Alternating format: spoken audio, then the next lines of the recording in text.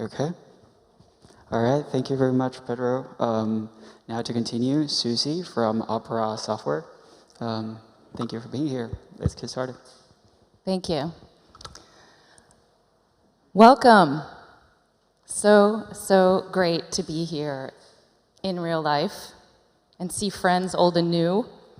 I'm Susie Batt, Global Crypto Community Lead at Opera Software. And Opera's happy to be a sponsor at ETHCC again. In 2019, Opera unveiled the first crypto wallet to be embedded in a browser here at ETHCC.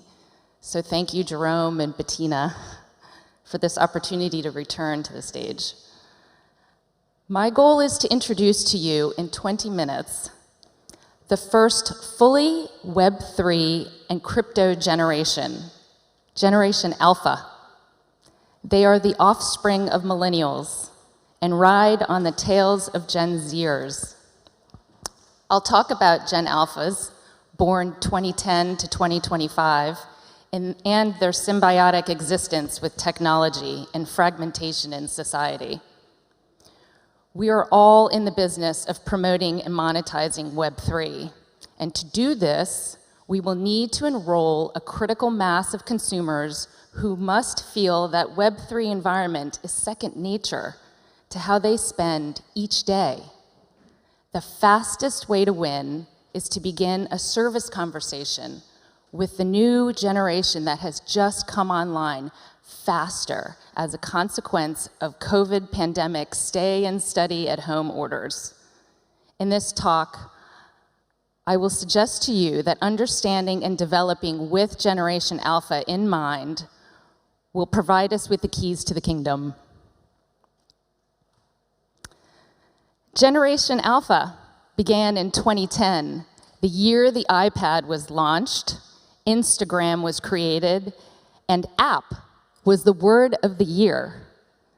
They are screen-agers, the offspring of millennials, whose population is predicted to hit 1.5 billion by 2025.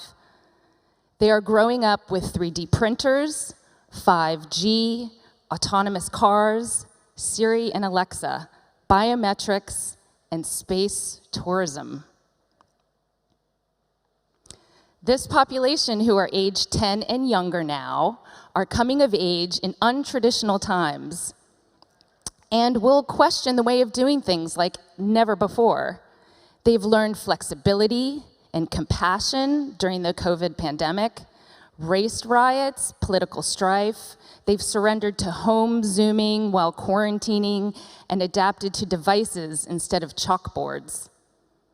Coding programs like MIT Media Lab's Scratch is the starting point for many who learn coding logic before keyboarding.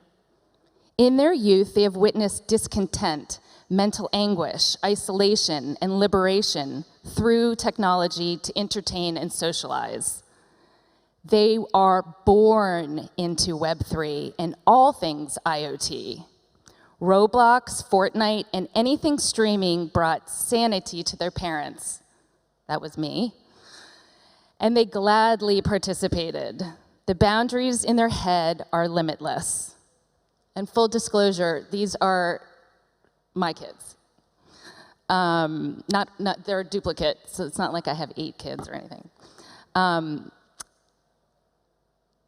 this population, as this population matures, and given the world that they were brought into, there are unique ways through Web3 that they will, 1, identify themselves as, 2, live and work, and 3, pursue joy, freedom, and passions.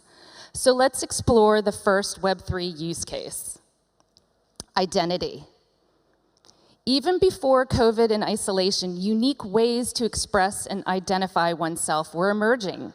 Gen Alphas watched their millennial parents take endless photos of them and themselves, then witnessed the affirmations on social media platforms like Instagram and TikTok.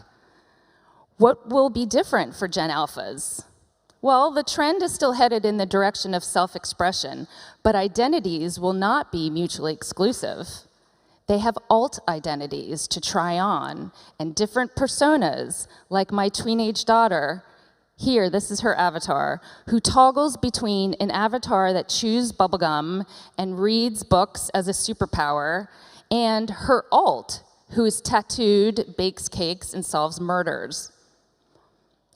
Emojis are now used in identity, like yats. Here's my yat, which is Web3 enabled and now native in the Opera browser. You can purchase a unique yat combination, own it, direct it, and use it to solve a human name with emojis. It's whimsical, it's unique, it has broad appeal, it's really expressive, and it celebrates who you are on the web. It transcends old conventions, and is integrated in your crypto wallet. The next use case, live and work. DAO culture will impact society. Invest in things that you want to learn and people who you want to work with. Generation Alphas have experienced isolation and turned to online communities for connection, just like adults. What's in their future for life and work? Mass adoption and further iterations of DAOs. Gen Alphas will be administratively set up to accept payment for work in fiat or crypto and have the flexibility to work for streams that align with their social aspects as they value in their life. It's happening now. Check out Meta Gamma Delta, for instance, where non-technical women can learn in a collaborative ecosystem. Attend DAO Rush Week and find your fit. By the time Gen Alphas become members of DAOs, DAO tooling will become more frictionless and flexible and move more smoothly. Less reliant on dev experience and background will onboard the masses and perhaps move to a more republic state where token holders elect representatives and teams have autonomy to execute decisions. The third case, find joy. Gen Alpha is not delaying gratification in their consumption of all forms of entertainment, albeit gaming, books, or film, TV, streaming, podcasts. They want their airdrops, their free game skins, instant trades, and limitless connectivity. The convergence of Web3, books, and gaming for kids reached record numbers in December 2020, when the Roblox and Ready Player 2 marketing activation became the largest book launch in history, when over 33 million watched the Roblox founder, David Baszucki, and author Ernie Klein describe a bespoke Roblox and Ready Player 2 collaboration delivering 7 portals, 7 games, 7 quests, and 7 relics for Roblox users. This is my daughter's avatar listening to Ernie Klein describe the 7 portals.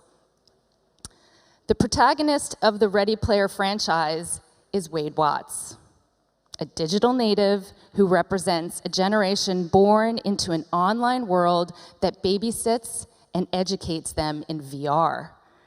The physical world is recovering from a pandemic and environmental and health crises. How uncanny.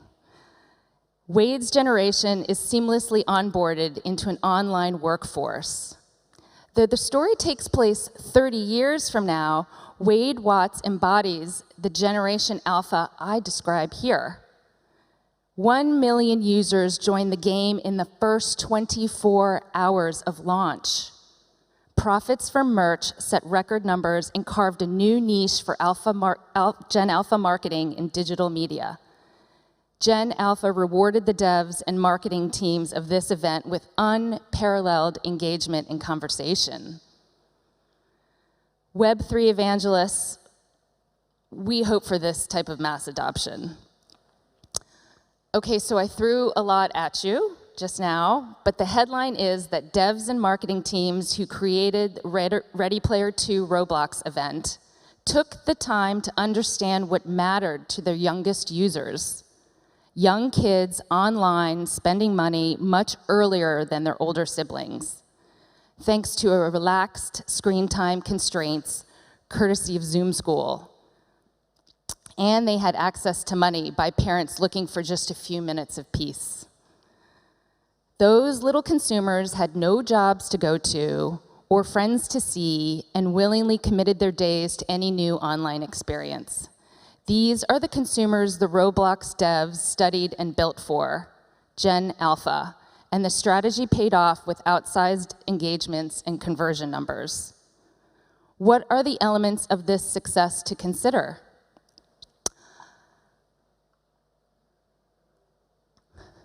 I suggest we look to the wise Kevin Owocki, an old colleague. You're supposed to laugh. Come on, you guys know Kevin. In a Clubhouse talk, I heard him say, Web 1 and 2 were about the distribution of information. Web 3 is about the distribution of value. So I ask you, what do you value?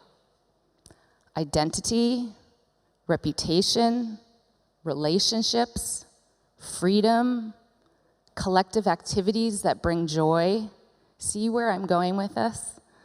These values align with those of Gen Alpha, though our youngest users may articulate their version of these values slightly differently. My point is that working to make the future of Web3 bright hinges on meeting the challenge posed by these consumers to impact where our values and theirs meet. Thank you.